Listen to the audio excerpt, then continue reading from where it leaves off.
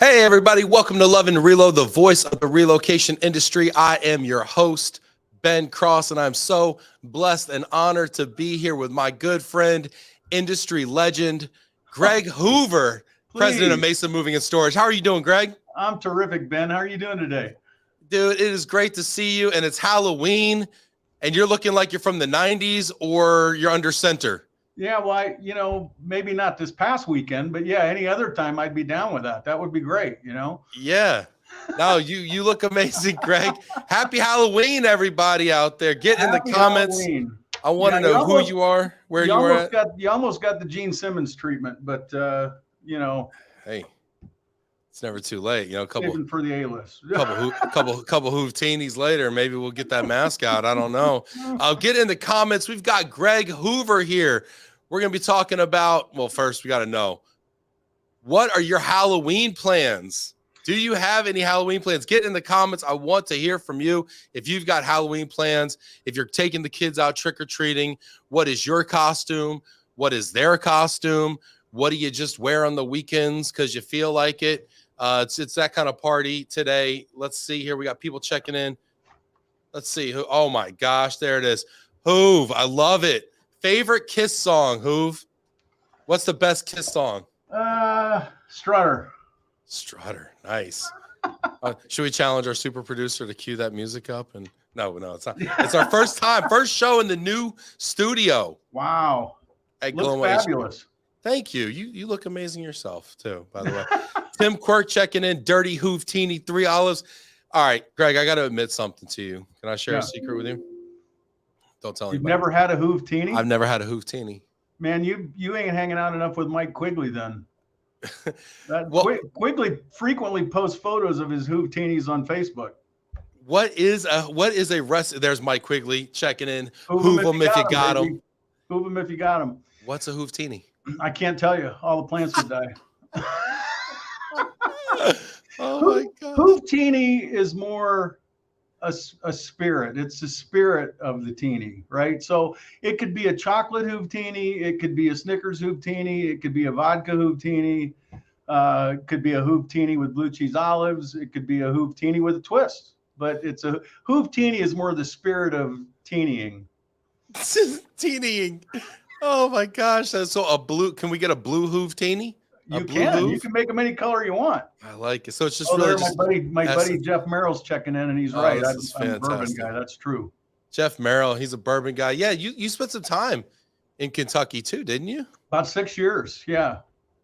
Wow. Yeah. 6 years in Kentucky. I was never a bourbon drinker. I was really not much of a whiskey drinker, and I would have a little scotch if I was drinking a cigar or playing golf. And when I moved to Louisville, I was at a bar one night and told the guy what I was coming down there to do. And, it was a longtime Louisville company. He goes, man, he threw my martini out and taught me how to drink bourbon. And literally he picked it up and threw it in the sink. And when I moved out of Louisville and moved back to Chicago, they packed 29 different bottles of bourbon in my shipment. So apparently that was an acquired taste. And you acquired it. And I acquired it. I like it. You went down there with like maybe a bottle of Jack Daniels and left with 29. Yeah, not even. I was a Scotch guy, and that was it. Love it. That's a fantastic story. So then I got to ask you. I mean, I promise you, we're getting into relocation related matters. We're getting into the future of moving, but you can't have a discussion about the future of moving without a stiff drink. So Hoove, what is the bourbon? What is the bourbon of choice these days? So these days, right, I moved out to the Mountain West, and I'm going to break a lot of hearts here because I knew them all in Louisville and loved a bunch. But when I came out here, the first visit I was going to our Bozeman branch, and my boss Kevin Head said, hey, there's a distillery about a mile from the office, and he said, here's a couple $100, bring me back a couple bottles, and it's amazing stuff. And I'm sitting here now trying to think of what it's called. I think it's called Five Rye, but it's bourbon. It's a corn mash, and it's spectacular. Everybody now that goes to Bozeman to our office brings me back a bottle, so I could probably become a distributor if I wasn't in Utah. If it was legal to distribute five roses across state lines here. Let's see here. We've got Alexandra Hoover Roche. Your grandson wants to know if you can whip up a virgin Hoovtini. And she already knows the answer to that. So We got people checking in here. Andy Ream from the Glomo team. What's up, Andy? Good to see you here. Mike Falia. Hoove. Mikey. Guys here in the comments. Looking excellent, my friend. Love it, Mike. You always look amazing. David Linton. What's good, Ben? I don't know. Adrian Grimes checking in. Greg, wonderful to see you checking in from Glomo HQ. What's up, Adrian? Let's look at this. Mike got a mask request. Yeah, Adam, super producer Adam in the house. Everybody give it up for Adam. Here, this is fantastic. Can we hit one for Adam? There we go. How you doing, Adam? There we go. Awesome. Let's see here. Jeff Nadeau checking in from sunny San Diego. Jeff, what's up? This is great, man. Bringing out some of the folks I know from the AMSA days back in the day. Jennifer McClung from Reindeer. She's one of my old peeps from Atlas. Very not cool. old. She's not old. It was a long time ago, is what I meant to say. Atlas is old. Atlas is old. That's what he meant. Ed, hey Hoove. Ed, big Ed. Roger Wise in the house. Arizona representing. Roger. Paul ATL representing. This is fantastic. You know, I got to tell you, Greg, when I first got into this business and started going to the old AMSA, that's when you know you're old, when you start talking about companies and associations that don't exist. Existed for 4 years. Yeah, exactly.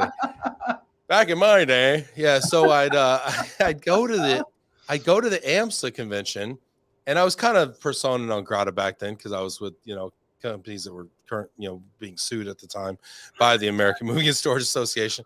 Anyway, minor details. Another story. If you haven't been sued by somebody you haven't lived. Anyway, so but I remember you as the guy who were up there at the dais, just all this like charisma and personality.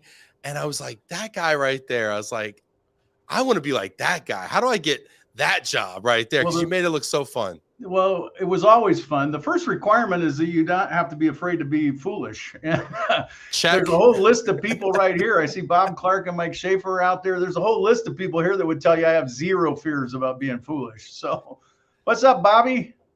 Schaefer, dude. This is great. But you bring up a great point, and we're going to get into the future of moving and stuff, but just kind of some like general like career advice stuff. I've been thinking about this too, as people kind of talk about success and everything. And I think you're onto something with that, not being afraid to look foolish. I'm not saying it's you, but I tell my team this all the time. Yeah. You can't be afraid to look dumb because in order to be successful, you have to try stuff. And in order to try stuff, you can't. The number one fear, I think, is people feel like they're going to look dumb. It happens when you change jobs. It happens if you go out on your own, you start a company, or you start a podcast, or you take an office like a committee position, or you lead an association, or do something. Anytime you do anything kind of grand, and you put yourself in a position to be scrutinized, you do run the risk of looking dumb. How do you get over that and get past that? I think, and that's the risk, but I think the bigger thing is, and I could tell you a host of stories. I got to be me, right? Like, I can't be two different people. There was a story when I was in Louisville. We had a speaker, and he was talking about being online. The digital age. This was 6 or 7 years ago, and he told the room was a bunch of our salespeople and managers, and he said, my advice to you would be, you can't have your personal, you got to keep your personal and your professional separate. You can't be on Facebook, and everybody in the room looked at me, and the guy said, you and I haven't had a chance to meet yet. Who are you? And I said, well, I'm Greg, I'm the president. And I couldn't disagree with you more, because I can't be two people. I am who I am. Up and down this list, right? Some of the best friends I got in my life have been, bosses and mentors and people I've worked with and people I've managed, and I can't be two people. So, there's a thing about being afraid to be foolish, but I think the bigger thing is you got to be who you are, right? You got to be authentic. Yeah, I used to love that about, kind of following you on I think it was Facebook, but maybe it was LinkedIn. Maybe you're just posting, you go to like the Kentucky Derby. You'd put a picture out there, you'd have fun, you'd wear a silly hat, or you do whatever. And I'm like, this guy's so authentic, And at that time, you were the president or CEO or something like those, one of those big titles, right?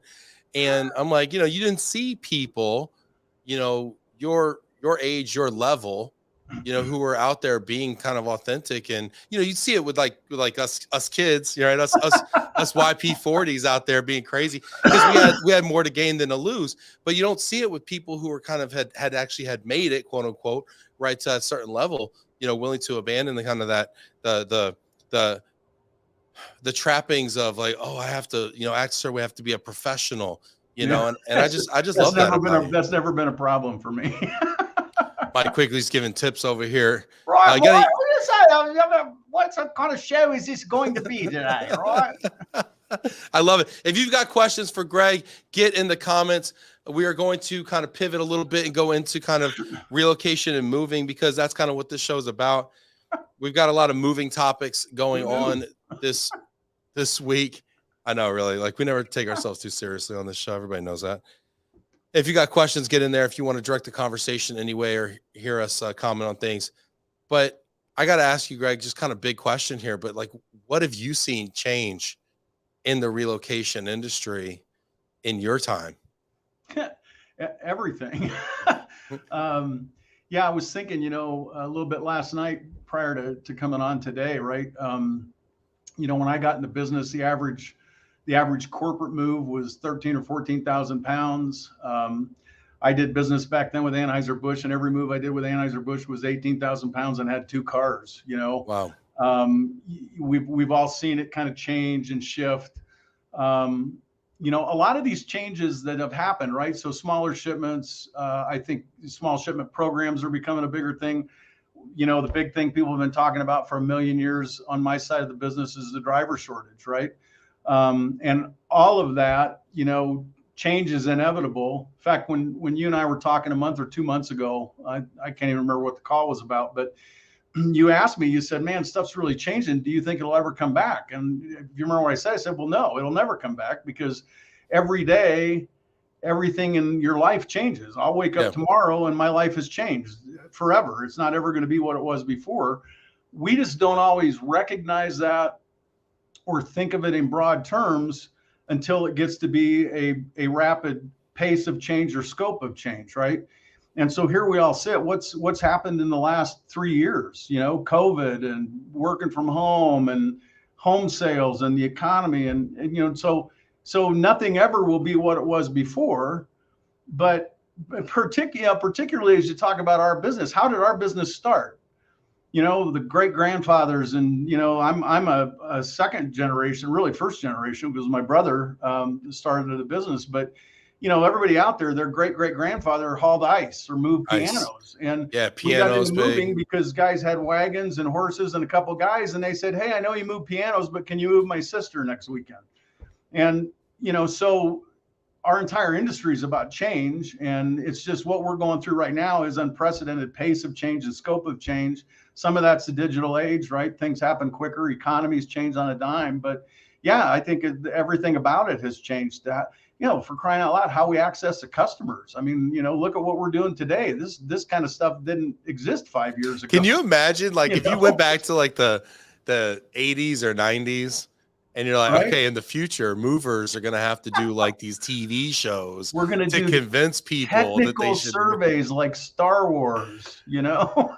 Well, it was like stuff out of those futuristic movies. I mean, the stuff that you're seeing now with some of these, you know, augmented reality surveys and stuff. I mean, it really does look whiz bang from the future, you know? Crazy. But, you know, you mentioned like the shipment sizes for one, right? You're talking about, you know, these executive moves where 13, 14,000 pounds, maybe up to 18,000 pounds. I mean, that's where a lot of the caps still are on like things like government shipments and things like that.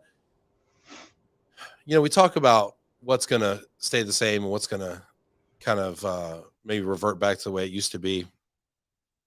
Do you see shipment sizes ever going the other direction? Yeah, I mean, maybe, right? Because I mean, from the same category as everything changes and change is permanent, we also all come full circle, right? So, you know, I was talking about piano and ice moving. What are movers doing today? You know, business is tough right now. Home sales are down. Household goods relocations is down, depending on who you talk to, by as much as 20 or 30%. So what do? Oh, well, we're looking at moving safes or doing specialized. I mean, so yeah, will it come back? Probably, right? But you know, you're in a mode right now where homes aren't as affordable, so people have less stuff and they may not own a house. And yeah, so will it come back? Probably someday. Sure. You know, everything kind of goes around and comes around, you know? I think, it's interesting because I've obviously been in the moving industry for, I don't know, maybe 15 years now. And now I'm on the recruiting side as well. And so we kind of get an insight a little bit further upstream from relocation into the way people make decisions about what positions they're going to take. Are they willing to move out of state? Getting people to relocate, even in the relocation industry, when we do podcasts and write white papers and sit on panels talking about how important relocation is to the lifeblood of organizations, et cetera, et cetera, there is a huge reluctance to relocate. And I think, and I want to hear your thoughts on this, Craig, but I think a lot of it, and here I'm going to find a way to blame this on the generation, but I think it's because we don't want our kids to move. Right. We don't want to uproot our kids because we are putting a greater emphasis on our kids' career than we ever have. Their sports, their varsity sports, their, AP classes, the way they're tracking to get into a certain school or whatnot. What do you think about this thought? Are kids to blame? Well, so I think there's two things, right? And the first one, and again, all this is culturally driven, right? But, remember back, you were a wee young lad, but, 9/11, I mean, I remember when 9/11 happened, and right after that, we had a short period where people didn't move. And it was like people went through, that shifted priorities, and it shifted mindset, and it shifted viewpoint. And suddenly it's like, you know what? Because it used to be, right, if you had a job and you were offered a promotion and it meant moving to, Tupelo, you went. Because what if I won't get a new job and they won't like me? And, that changed. It's like, no, you know what? The extra 20 grand a year is not as important to me as being where my family is. And then that went along, and clearly as part of that is the shift I think you're talking about, right? People became, suddenly it wasn't as career centric as it had been for the previous 25 or 30 years, and it was family focused. And then you come along and the pandemic hits, and now you got this whole work from home thing. And it's as we've worked together in various projects over time, there's people, it's like, well, that sounds like a great job and I'd really like to do that, but can I do it from Pennsylvania? I mean, and that's only given those people more leverage. I don't necessarily have to move to find the job that I want, Yeah, that's true. But we also have seen kind of the pendulum swing the other way now, where I'm getting more and more requests from my clients that these senior roles, these knowledge worker, white collar people have to be in the office. Yep. I'm getting this requirement, and frankly, it makes our jobs harder as Sure. recruitment folks, but it also kind of makes us more valuable and indispensable. Sure. Because if they could work anywhere, well, gosh, I mean, that's a huge employee population you can choose from. But now having to actually like kind of thread that needle and kind of hit that bullseye with that person with the right requirements, and qualifications right there in that locale, or willing to move to that locale. I kind of see there being an opportunity when interest rates come down, right, for all this pent up demand of people who have been kind of sitting on the sidelines, unable to move due to the cost of housing and loans. Sure. I see there being a really nice bump in our future. The question is, listen, when? I would tell you, and I love Mesa, and this was a great opportunity, and ultimately that's what drives your decision. But I'm not going to kid you. I had a great gig with New World. I love Chicago, Illinois. No small thing to me was the 25% bump I got in taxes and cost of living coming to Salt Lake City. I love to ski. I love to hike. I like to ride motorcycles. And so there's no question that that all comes into it. And I think you might be right. I'm not sure how much of this is being driven culturally as opposed to economically, right? If I can't sell my house, if I can't buy a house, and I got to get a mortgage at 7 or 7.5 or 8% interest, how much of that's driving this today too, right? I mean, I think you make a great point. Yeah, I want to ask the folks out there, what do you think about the future of moving and relocation? What is coming back? What isn't? What are the factors that we need to be thinking about that are influencing these decisions? I really want to know. We got some smart people and some other people out there too. in the comments. So I'd love for you to get active out there. Mike Filia here says, I love to hear about the return to office. It only helps our industry. Yeah, Mike. I mean, Mike, do you run a fully in-office shop in Southern California? I know it's a family business, multi-generational business. Love to hear that. Greg, at Mesa, are you all largely in office? Are you remote and kind of distributed? How do you run that? It's a blend, so the irony is when everybody went to out of office, you have access to a lot of talent, right? That you might not necessarily find in Grand Junction, Colorado, or Salt Lake City. So we've got a lot of staff that's offsite. We like, in a perfect world, we like to see. I like having exec staff on because there's just a lot of interaction. The day to day and being able to go to lunch, with Steve Yacko or with Kevin and kick stuff around. But the reality is, in terms of the job itself, and you got to be cognizant of the new reality for people, right? So, we're a hybrid in terms of where people are working on site. It's a hybrid. They might be in 2 or 3 days a week and working from home a couple of days, because I think there's a balance there, right? Quality of life balance, work balance. Ironically, when all this first happened, when I was at New World and everybody went home because of COVID, our customer service scores went up dramatically. Our days to bill went down dramatically. I mean, almost every metric that we measured got better. So, it's a little hard to argue with that, right? How much of that was a factor of the volume of work you were doing versus maybe additional flexibility or other things related? To me, from a volume standpoint, that first year, we didn't have much of an adjustment that way. And it was overnight. I mean, funny story, we had been trying to go paperless for a couple of years. And when everybody went home, our billing department, we said, well, you can't go home. You got to be here to bill. And they said, well, if we go paperless, can we work from home? And we said, sure. And we were paperless in 2 weeks.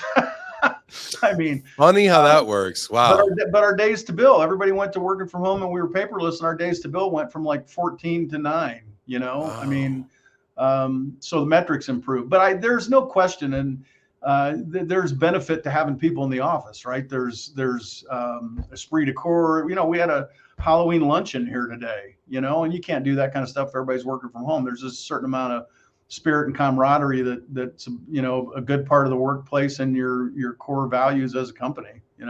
Yeah, I love it. We might revisit this. We got comments coming in. Get in the comments. I want to hear what you are thinking out there, what questions you have for Greg. We're talking about the future of moving, of relocation. Hit that like button here. Let's see what we got. All right. Robert Clark says, Greg's never afraid to do what others would be afraid to do. He redefined the Atlas Brown and introduced us to the puppy. In Canada, we became known as Angus, the Atlas Wonder Dog. Can't make this up. Look at that. Those were the good old days. We've got, let's see, I'm going to take this question here from Christopher Crockett. How do you see artificial intelligence affecting our industry? Is this all smoke we're blowing, or is there real applications here? It's funny, and you probably saw this in Boston. I wasn't able to get there because I was in the middle of about 3 other conferences, but everybody's having an AI session, right? Mm-hmm. And I think, we all think in science fiction land about, robots taking over the universe. And, but it's interesting to me as you go out and watch some of these sessions, what it really is, right? And the AI tools that are out there and what it helps you do. And you referenced earlier, on survey tools. I think it absolutely is going to affect our industry. It's just got to keep developing. But I think, at the risk of probably aging myself even more than I should, but 13 or 14 years ago, who would have said that, Facebook or LinkedIn or hell, 15 years ago, iPhones.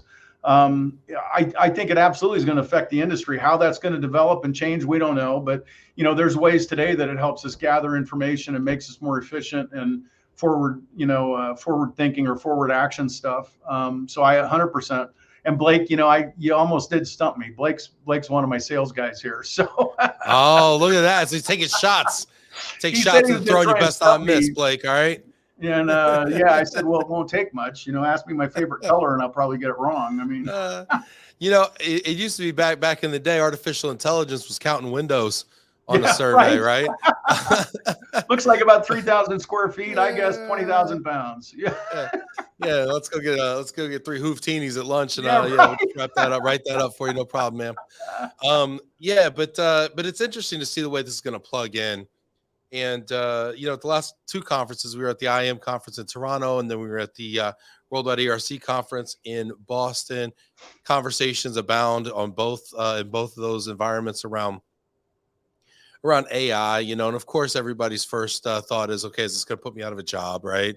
Is there going to be a new, thinner podcast host, on your airwaves here in a couple of years, asking better questions, possibly. But I think what it does is it's going to allow human beings to do human things, and we're Yeah. going to get to higher level processes, because most moving companies have an office full of people who are really focused on entering the customer's data and then letting them know the things that are in the systems, like what time your movers are going to be there, or when your shipment's Right. going to arrive at destination, or how much the weights ended up being, right? And a lot of that can be automated or augmented Yeah. with AI processes. And what's I'm that do, right? It make to your point, it gets you back to the human interaction. I'm a better server.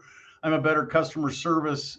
What's the word I'm looking for? Enforcer. But it does. I think because it's information gathering and management of data, and what it does is it gets you back more to what really is the focal point of our industry, which is human connection, right? Well, and so now we have these human beings that are in the office doing these kind of data entry and data regurgitation exercises. Right. So now what can we do with these people? Let's assume we don't want to just, we don't want to just take that money, stick it right to the bottom line, but we want to deploy these assets, and we want to become a better company and differentiate ourselves because we add more of a human touch. Sure. Do we deploy these folks on jobs to provide, interior decorating services? I mean, I heard one mover talk about this, right? It's like, there was a lady I was talking to. She went to school for interior decorating, but a new Datani, but her family owned Universal Relocations here in Dallas, and she went to school for interior design, decorating design. I get the 2 mixed up. I'm sorry, but her family's a moving company, and I'm like, but have you offered that service to customers? Because we all know what your house looks like when you get done with the move. Even if you get a full unpack, right? The creme de la creme white glove, you get a full unpack, but stuff is everywhere. Yeah. It's like, put this somewhere. Make this look like that model house that I thought I bought. Sure. Yeah, how can we redeploy these human resources that we have? Greg, what are your thoughts on that? Well, nothing. Somebody asked me last week, business is tough. What are you doing? Well, the 2 things that never go out of style, right? Number one, you got to run a good business. You got to be efficient. You got to be profitable. You got to manage expense. But the thing that makes you invaluable is service, right? So am I, is Mesa, is our company getting out of household goods? Absolutely not. 100% we want to be in household goods. I just want to be so good that when you're in the Mountain West, you can't use anybody but me, right? Because there's always room for people that excel at what they do, and there's always room for companies that are well run and take care of their staff. And so how does that allow you to focus more on the customer experience, right? How does that allow me to become invaluable to you in terms of what I do? And that kind of stuff never goes out of style. So yeah, I think whether that's deployed in customer excellence or customer satisfaction, whether that's deployed in ways, there's other things internally, right? I mean, that's management, that's the gathering of information and maybe the managing of information, but there's still other things that you have to do with that information, right? I still have to have people that create and that are a part of my experience as a company. And that, I don't think that ever goes out of style, Yeah. It's so funny. The things that I've noticed, the things that we think are going to get eliminated or made obsolete actually become more important with technology. We think that, perfect example. We think that we can do all these podcasts and virtual stuff, and there's these virtual environments, and we could Zoom and we could do webinars and we could do all this cool stuff. And, Yeah, it's pretty nifty. People check it out. There's a ton of people watching this right now. Thank you all. Hit that like button. But at the same time, we saw record attendance at both IAM and ERC. IAM had more people than they've had in 10 years, and it was in Canada. Yeah. And ERC had, more people than they've had in the last 5 years, pre-COVID. Yeah. So it's almost like these things that we thought were becoming obsolete are actually more important than ever. It's kind of mind-boggling. Yeah. Well, again, that probably I'm wrong. I don't know someday, but it's information gathering. What do I do with the information? Right. I just had a strategic meeting at 1 o'clock and we were talking about our company-wide communications. Right.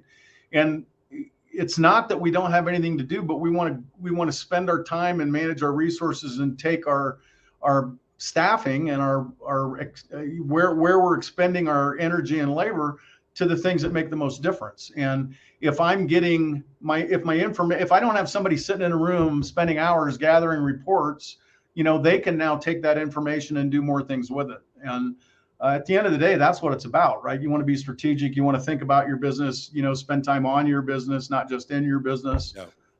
And I just think that's only going to give us that much more capability, Yeah, I agree. And I want to ask you, kind of talking about the customer, and we talk about the future, and we talk a little bit about some of the factors that we're dealing with as moving and relocation companies. But how have you seen the customer change? And maybe not just their stuff, but like kind of maybe their attitudes and just their expectations. Sure.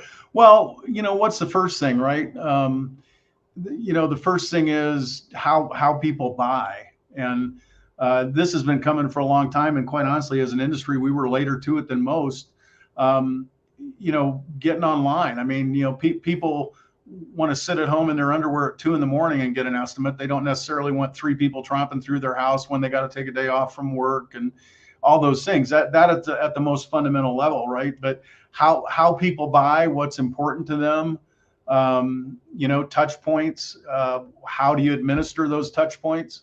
That's the one thing I think people are, I'm a people person, right? I love people. I like having conversations. I love relationships.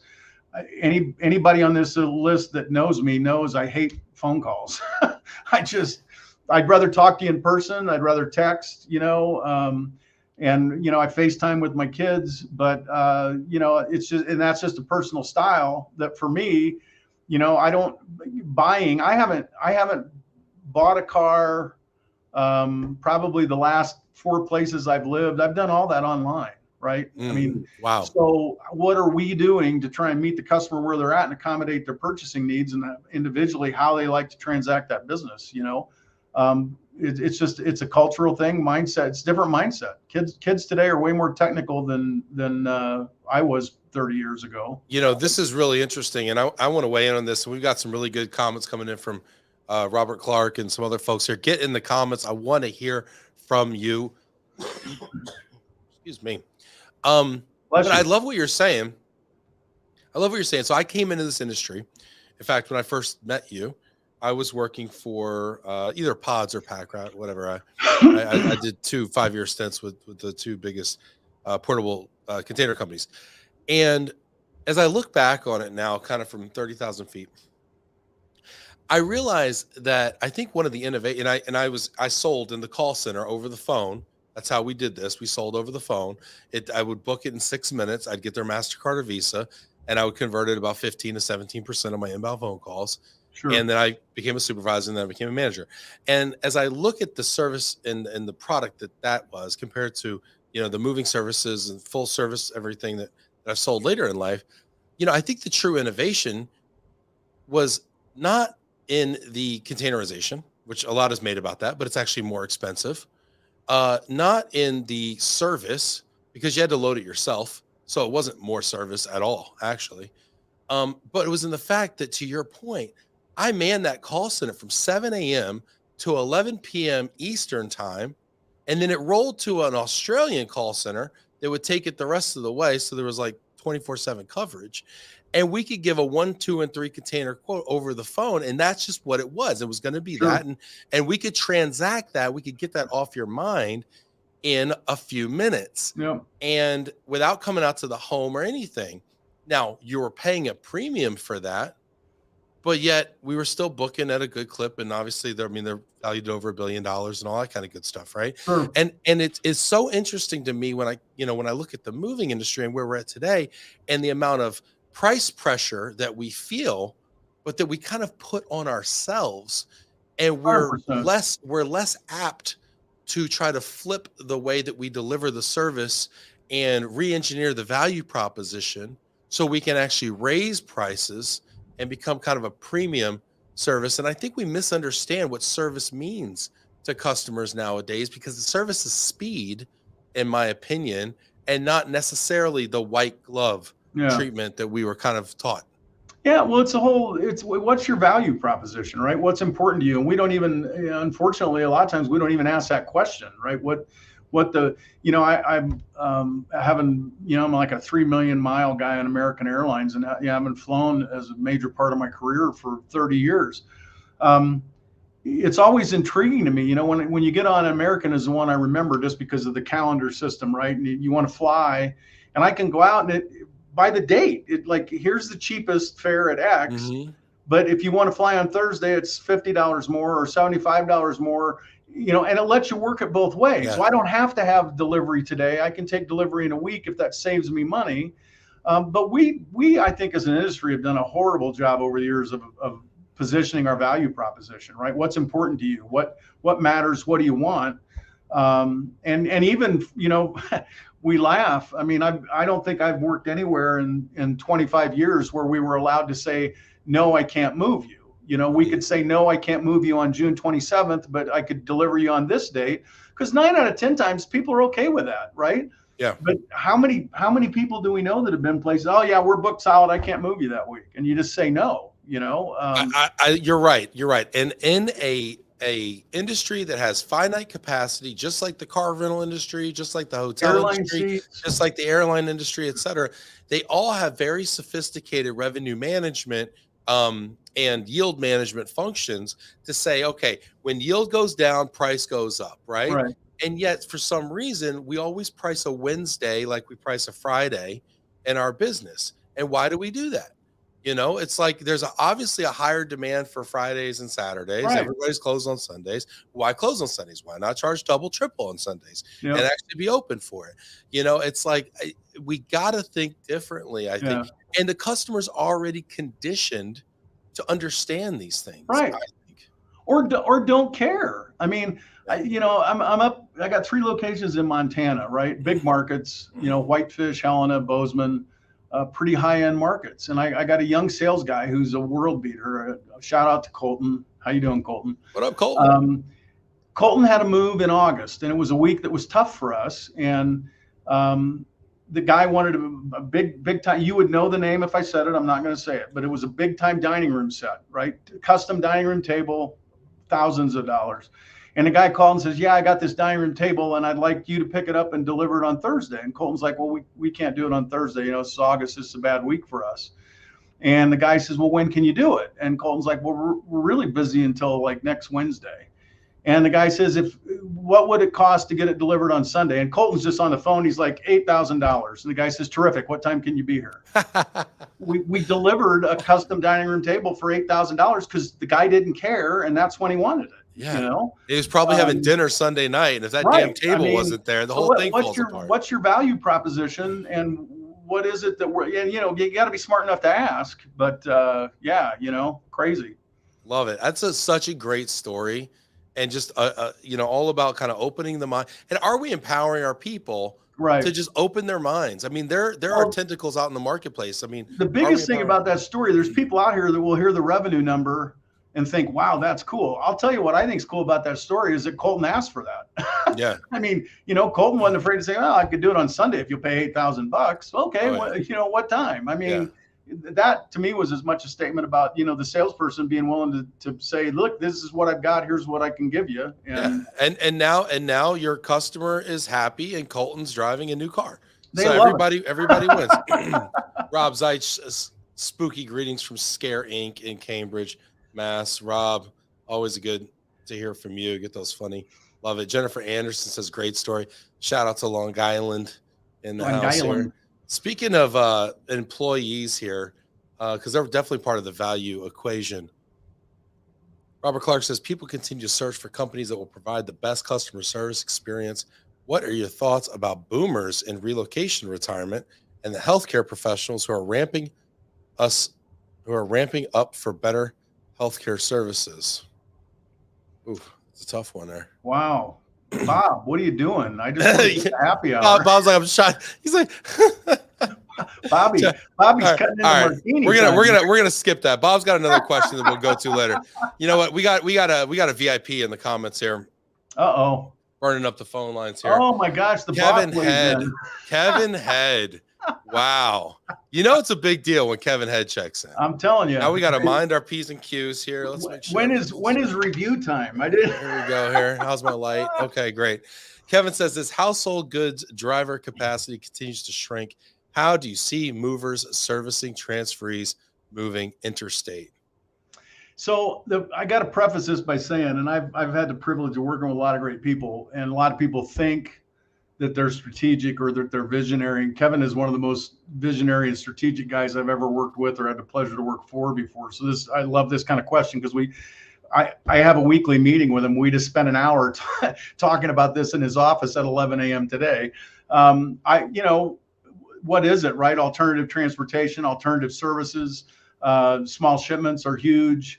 But again, it kind of gets back to that thing at the top of the show.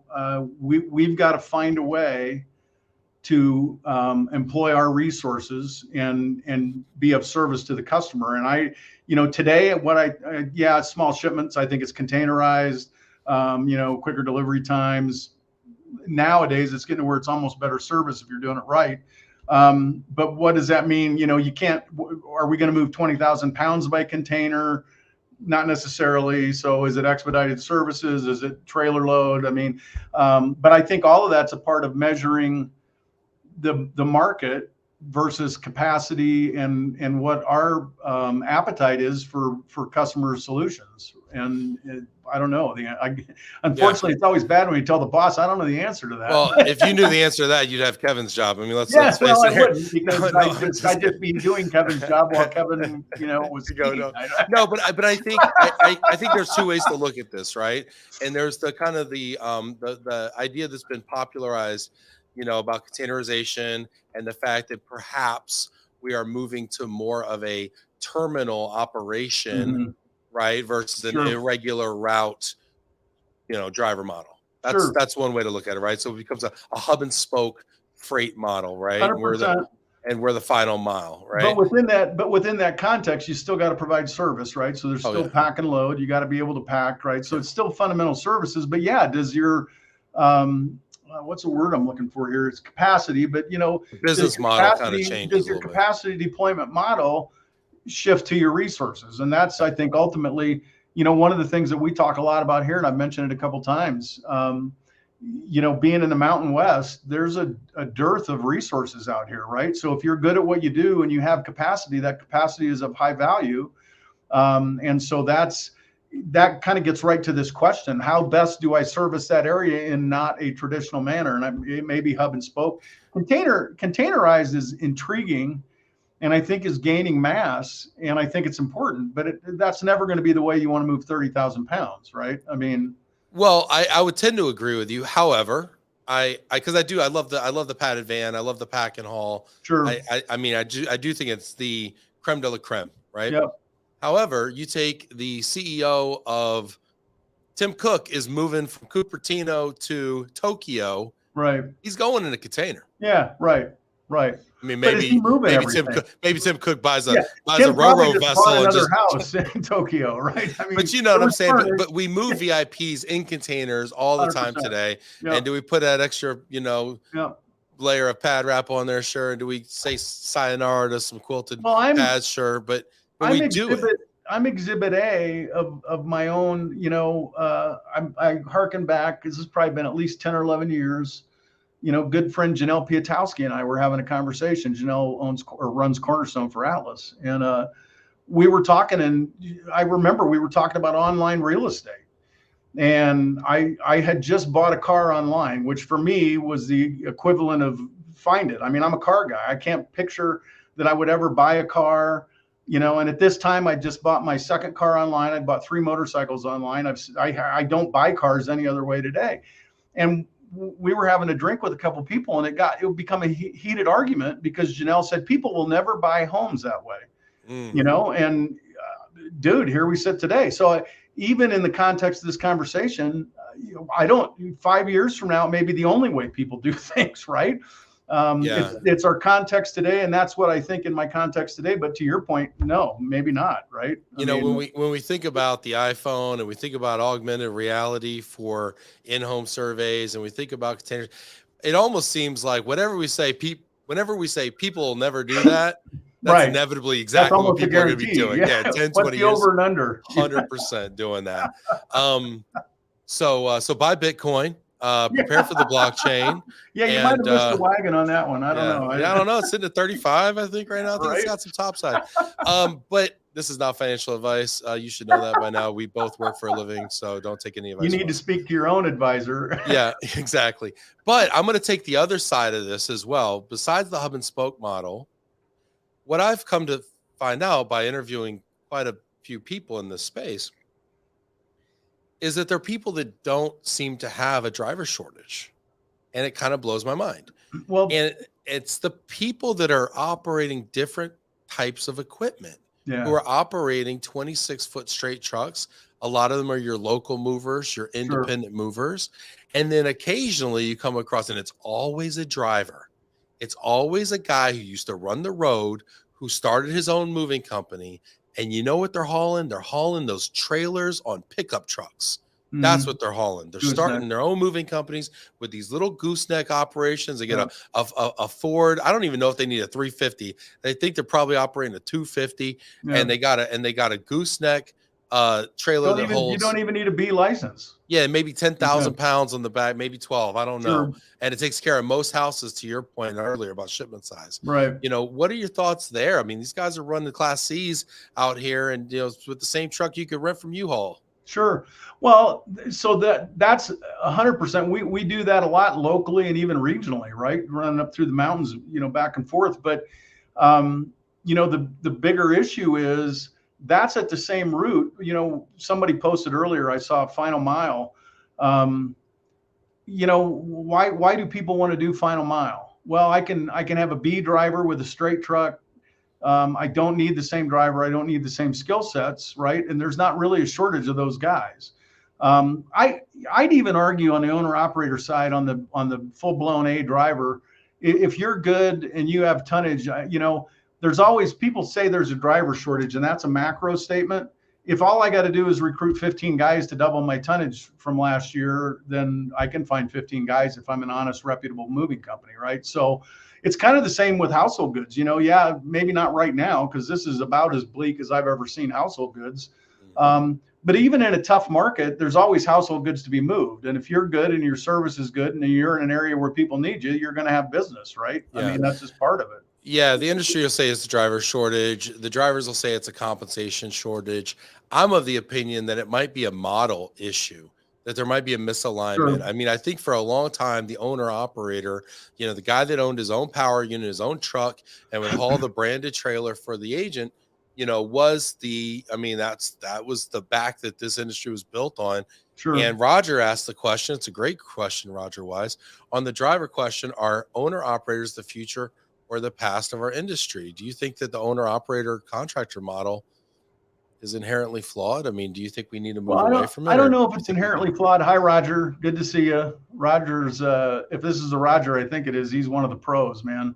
Yeah. One of the best. But here's the thing, you know, are owner operators the future or the past? Well, define owner operator, because when I think of owner operators, I think of guys that are willing to bust their tail and do 450,000 or 500,000 in 1099 and manage their own money and run on their own money and take care of their truck and watch their labor. And they don't hire 4 guys to load 8,000 pounds. They have a partner running the road with them that's taking inventory, and they got 1 guy and they're packing and loading.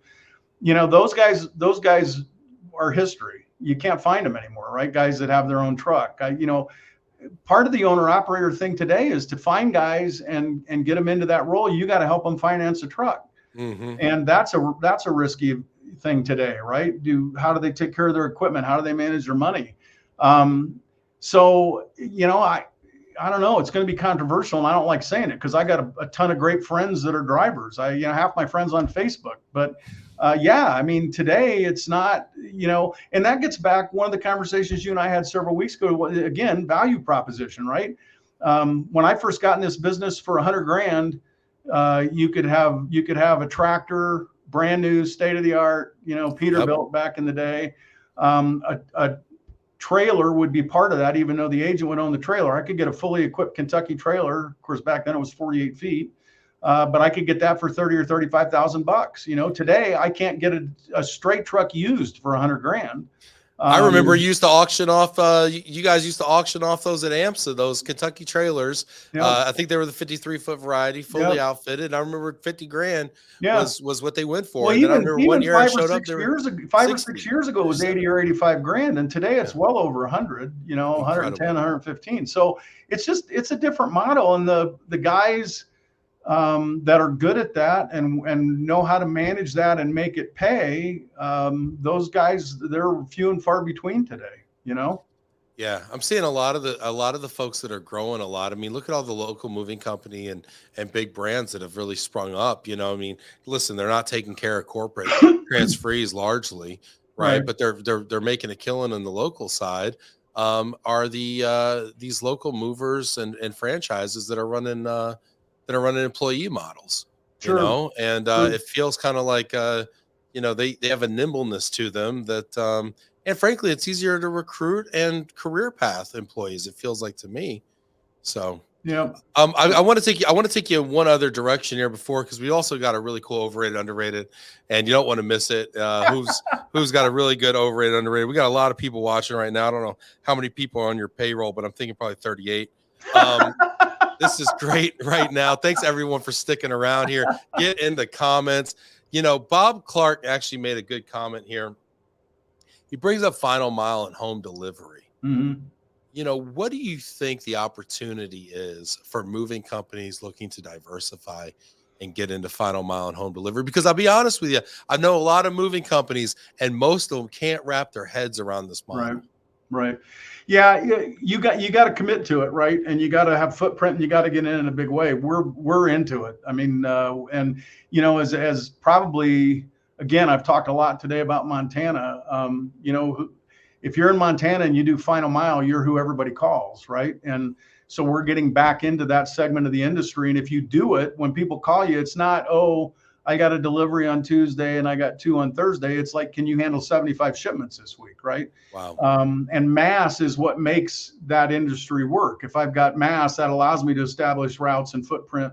I think it's a tremendous opportunity. And, Bobby, to your question, and really back to the point we made earlier, I've got resources, right? And, it's not wagons and horses and a freezer now. It's, straight trucks and guys and facilities in Montana.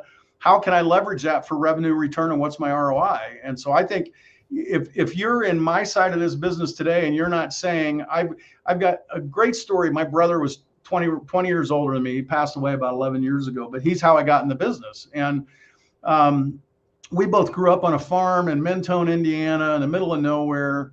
And we were talking one time, and I wanted to get into alternative services, commercial stuff, not so much final mile, but staging and deliveries out. And Tom, I remember sitting, he was a chain smoker, God bless him.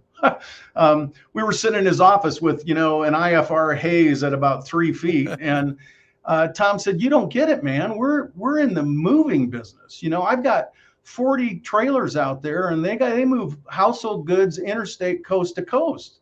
And I never will forget, I looked at him, I said, you don't get it, dude. I said, when we grew up on a farm, were you a farmer? Or were you a grain utilization guy? And I said, if you've got 100,000 square feet of warehouse out here and trailers and straight trucks and men that aren't busy on Thursday, I've got a 10-person office move that I can do. And that's not household goods, and the return on it's great. So it's resource utilization, right? And just like our great grandfather with the wagon and the horses and the ice, how can I use that to make money? And 100%. Final mile and home delivery might be the answer for you. Yeah, 100%. If you're on a farm, you're growing grain, and the feed store buys it for $10, but the grocery store buys it for $12. Right. You're going to sell it to the grocery store. And by the way, if I got a guy that's looking for 80 acres to build a warehouse, I'm a real estate mogul. You know? That's right. I mean, yeah, it's a fantastic idea. And, you know, I love what you're saying about you got to commit to it. I think that's 100% correct. And you do have to have that critical mass, because you do have to, you know, keep these trucks and guys, you know, busy, right? And, you know, I don't know what, 12 deliveries a day, maybe, sure. You know, depends on your range and the status, right? You know, Montana, people say, well, we can't really afford to pay you that. Well, go find the next guy in Montana, you know? Yeah. I mean, well, and Montana is a great example. I mean, from what I'm hearing, you know, Montana and Wyoming and some of these markets, granted, no, not the whole state, but there's you know, certain pockets, right, that are just blazing hot. I mean, it's kind of seems like the new frontier. Yeah, for sure. Yeah, for sure. People, I keep saying it, but you know, taxes are great. Montana doesn't have any state sales tax. You know, it's nuts. Yeah. Yep. Yeah. Talk about relocation. I mean, what do you relocate for? You relocate for opportunity. Sure. You know, maybe we should be looking at areas that we didn't always think of as kind of being on our short list of places we wanted to live. But, you know, things are changing rapidly. I mean, that's kind of the whole theme of the show. Sure. Right.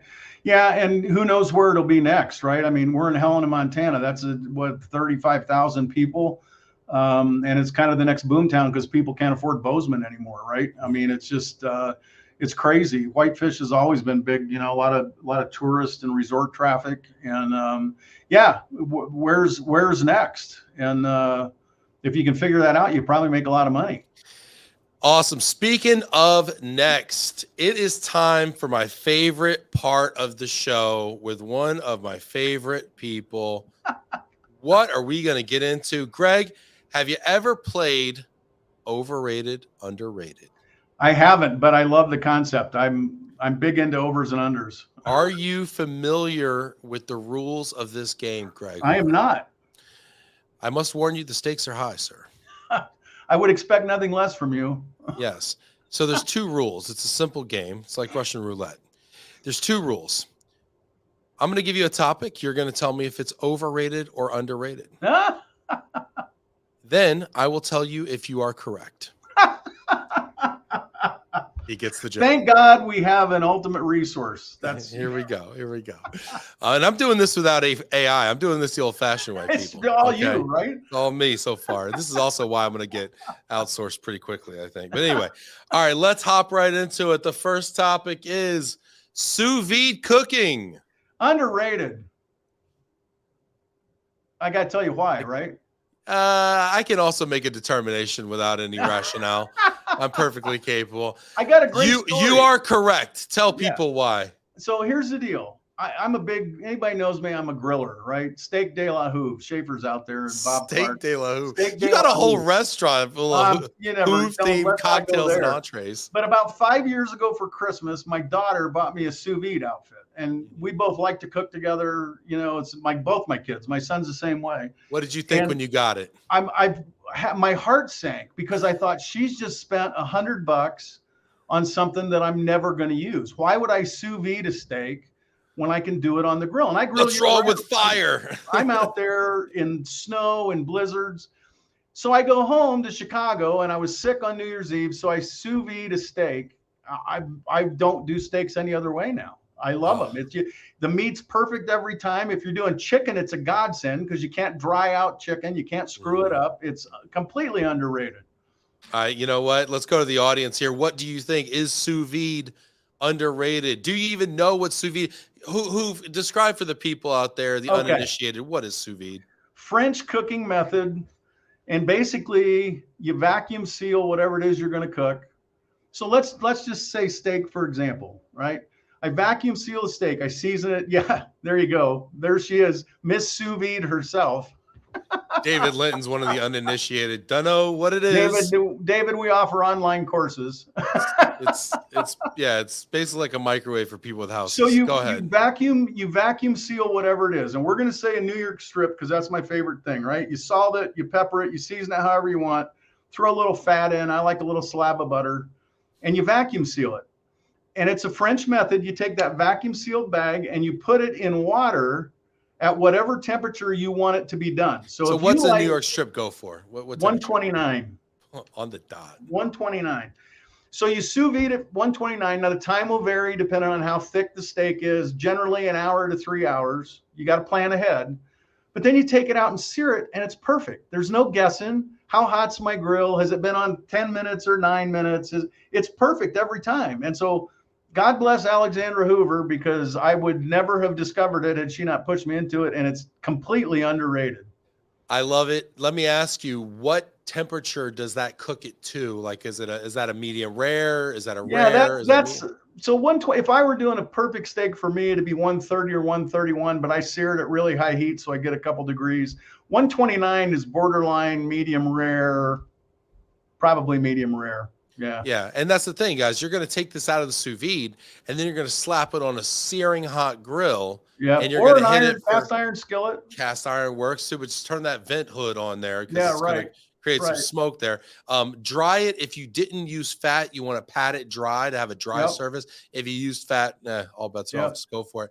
And then you want to throw it down there and sear it. What, maybe 30 seconds aside, a minute? 30 seconds to a minute. Get a good crust on it. Yep. Oh yeah. Oh, that's the stuff right here. People are buying this in bulk right now. Yeah. I hope they're using your link so you get a commission. Selena says, I haven't tried it, but I think I'd like to. We talk about moving, the future of relocation, existential matters for about 59 minutes. We talk about sous vide, and all of a sudden the comments just go crazy. Boom. Hit that like button. We're giving game here, people. These are gems. All right. It's free. No money back. All right. Let's go to the next topic. You're 1 for 1. Argentinian red wine. Overrated, underrated? Underrated. I can get the greatest red in the world for $9 a bottle. Tell me it's not a Malbec. It's not a Malbec. All right, I'm in. But Malbecs are good too. Malbecs are good. What is it? I'm not telling you that. You're not giving. You know what? The price to go up. He knows. If you talk about a good wine recommendation on Love and Relo, forget about it. You can't find it anywhere. Yeah, it's Argentinian reds in general. You may not be a Malbec guy. I like Malbec. No, Malbecs are fine. They're a little bit drier. Reds, if you can't find a great Argentinian red, 90 points or above for $10, you're shopping in the wrong store. And you might be shopping in Utah, because wine out here is ridiculous. Like this state. Let's just not get into liquor in Utah, because that's overrated. I think how Kevin Head gives you a few $100 to go get 2 bottles of bourbon. It's like, here, you got to go bribe somebody. He sends me out of state bourbon shopping. What does that tell you? You got to go to Nevada. Don't worry about it. All right, let's see here. You're 2 for 2 here. What's the next one? Every AFC quarterback with one exception, overrated or underrated? Overrated. And I know you're going to ding me on this just because, but there's nobody better, baby. Nobody better than Patrick Mahomes. Is Patrick Mahomes? Put it in the comments right now. Is Patrick Mahomes the best quarterback in the AFC? I think it's debatable. We have the likes of Josh Allen. Dude, so we play a little game. My daughter sort of is a Chiefs fan. She's not really into sports, but my son, I've raised hardcore Chiefs fan, right? And we play this game every year, and it goes back. I think the first one was Lamar Jackson, right? Who I watched play in Louisville. Love him. Great guy. Yeah. But, Baltimore. And it's like Patrick Mahomes just wishes he was Lamar. Everybody wants to be Lamar. And then Lamar has an MVP year and goes away and doesn't win a Super Bowl. And then it's Josh Allen, right? And then it's Joe Burrow, and then it's Herbert. I mean, every year it's somebody else. And meanwhile, every year, just great numbers. And I know people don't like us now. That's okay. I don't mind that, because I was a Chiefs fan since I was 5, and we sucked for a long time. A long time. You were hanging your hat on Christian Okoye and Derek Thomas and the Nigerian nightmare, baby. Yeah. I mean, those are some tough time. Montana's last years. I mean, after Montana, there's a host. I mean, Matt Castle. Oh Lord, yeah, he just gave me hives. Who? Oh, geez. So what, are you going to judge me on that? Let's see. Yeah, of course I'm judging. The question is, are you right? Ryan Green says Trevor Lawrence. Ooh, Goldilocks. Yeah. Oh, I like that. Yeah. Maybe. Nice hair. Dubester says he's better than Russell Wilson. Yeah. How you doing, Oliver? Nice win on Sunday. Now just stop commenting. This is great here. Mahomes has done so much more than Allen and is a much, much smarter player than Allen. What about Aaron Rodgers? I know we don't have much tape in the AFC. Aaron But Rodgers? he's in the AFC, isn't he? Aren't the No, Jets in the no, he's not AFC? anywhere right now. He's in the rehab unit. He's coming back. He was throwing pregame. He's gonna Uh, be back this season, I which is love him. Well, nuts. I Absolutely don't love him. nuts. I'm not gonna, he's interesting to watch. He's That's nuts. Let's see. That's not just debatable. Mahomes is incredible. coming from Oh a man, Steelers fan. That's worth its weight in gold right there. Mahomes or Roethlisberger, Mike Falia. You got it. You got it. Oh, Yeah. I know what he's gonna say. You're getting a lot of love for the Argentinian Reds here. Annie loves the $2 chuck. That's basically what we pay people here at Global. Yeah, right. That's what Annie can drink. If her boss would send her, if your boss Annie would give you a couple $100 and send you out for great wine. Oh, God. I'd never see her again. That's what would happen. Wrong with $2 chuck. She'd never come back to the office. That's what would happen. This is great. All right, you know what? I think you're right. I think you're 3 for 3, Greg. Wow, holy 3 smokes. for 3. You might run the table. Let's see. Let's get ahead of ourselves. All right, next one. Accountability as a culture building tool.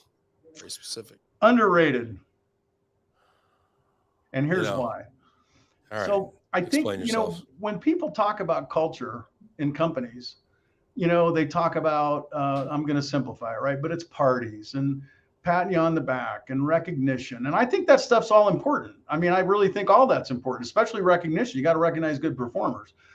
But recognizing good performers, if you don't hold bad performers accountable, means nothing. And people want to know that they work in a place where my performance matters. And yes, that means recognizing and giving you tools to perform well. But it also means if people aren't cutting it, those people have to be accountable for their performance. And I've never been anywhere where culture wasn't improved markedly by just making sure that people were held accountable to the standards that you expect. I think you make a great point. I think actually recognition is a form of accountability. 100%. Right? We're recognizing good performance or recognizing bad performance. We're calling out good performance or calling out bad performance, And so I think you're right. And I think accountability is huge. And we actually did some work on this in our company, and we started we started reading some books and things around it and everything. And we brought up accountability, and it's a real our word for a lot of people. Accountability is triggering because frankly, it has a very negative connotation. I mean, but our bank accounts are accountable, right? Like our accountants account for the money that comes in and the taxes. And I mean, accounting is just, it is kind of is what it is. And I think that the more we do it, the less sensitivity there will be around it. And that's where it has to kind of become a culture, I think, to your point. So I really like it. I think the best way is to start with the positives and then to start with some minor negatives. But I think it all comes down to trust too. Yeah. You can't do any of it without trust. All right. You're 4 for 4, Greg. Oh, yeah. There you go. Did we lose Greg? I don't know. College for a couple of years. And that kind of informs how I manage, because if you got a kid that's playing second base and he's hitting 30 points less than another kid that's playing second base, the best kid's got to play, right? Our goal you think so, but you haven't seen the Rangers lineup in this World Series. That's because I'm a Cardinals fan and I haven't watched baseball since. We got a guy leading off batting 194, and I'm just like, I don't understand. But apparently he's clutch in big situations. I'm like, but that's his postseason average. Yeah. Anyway, all right, we're running out of time here. We got one more, I think, if I do the math right. WFH Val. Work from home. So I think it's underrated, but I think it's in context, right? I don't think working from home is an all or nothing proposition. I don't think it's, we can't have people in, or, we've got to have people in 5 days. And I think that value to the workplace today, I think is underrated. I think there's value to it. We got to figure out the value proposition and what that means for each of your companies and cultures, but there's value to it. And I think there's value to the employees. Yeah, I think you're right. I mean, I don't think it's all or nothing. I think we're past a point of binary, yes, no, black, white, all or nothing, kind of. And I don't think you can lead that way. I mean, I have a strong preference for people being in the office, but honestly, we'd lose out on some really amazing people because they just don't live here. Right. And so we've come up with compromises, and and everybody doesn't have the same policy either. Sure. Right. And that's kind of weird too, because I was always brought up with, you know, fair is equal and equal is the Right. same for everybody. Right. And I think that we've evolved past that too in our understanding of what's Sure. equitable for people. Well, and there's even right within that context, there's people that are good working from home. There's people I've got working from home that I would trust to do that all day long. And there's other people that can't do it. Right. So Yeah. it's individual context too, you know? Yeah. And people's home situations and their work, you know, Yeah. office is different. I mean, it's all different. Right. Sure. But, yeah, I dig Sure. it. You know, I'll this was a tough one. You know, Boy. this was a tough one. I think in the present state of where we are, I think we've over-indexed on this work from home thing. I think work from home is overrated. I really do. I knew you were going to you find know, one. I knew you you were know, going to ding me. listen, Even though you 80%. said I was right, you said I was B right. minus checks out though. I just it feels right. Hey, you're just holding me accountable. I'm okay with it. Listen, I'm not gonna BS you here, Greg. You're gonna get the straight stuff. And anybody that stuck around for 61 minutes is also getting it straight.